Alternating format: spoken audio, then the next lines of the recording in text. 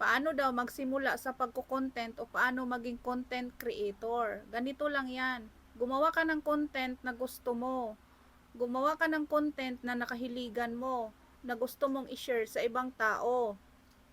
Ganito lang din yan. Kung gusto mong gumawa ng content, huwag mong gayahin yung video o mga pinopost ng kakilala mo. Yan ang number 1 na iwasan mo.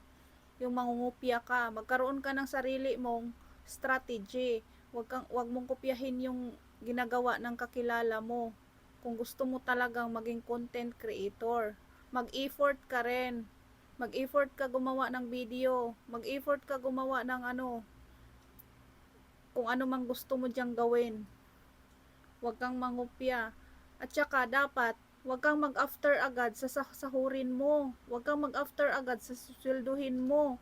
Dahil kung mag-i-start ka pa lang, hindi ka agad-agad kikita. Kailangan masipag ka at matyaga ka. Hindi yung iisipin mo agad kung kailan ba ako kikita. Kailan ba ako sasahod? Bakit wala pa akong sahod? Bakit hindi pa ako namomonetize? Bakit ganun? Huwag mong isipin agad yung pera kung gusto mo maging content creator. Kasi kung pera ang iisipin mo, edi magtrabaho ka na lang, gumawa ka ng ibang paraan na magkapera ka agad. Kasi dito sa pagko-content, hindi ka agad-agad kikita. Hindi ka basta-basta agad kikita dito.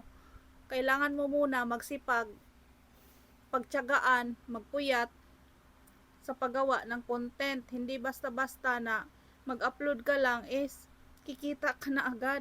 Marami ka pang effort o puyat na gagawin bago ka kumita dito kay Facebook, at dapat maging totoo ka. Kasi kung hindi ka maging totoo, hindi ka rin kikita.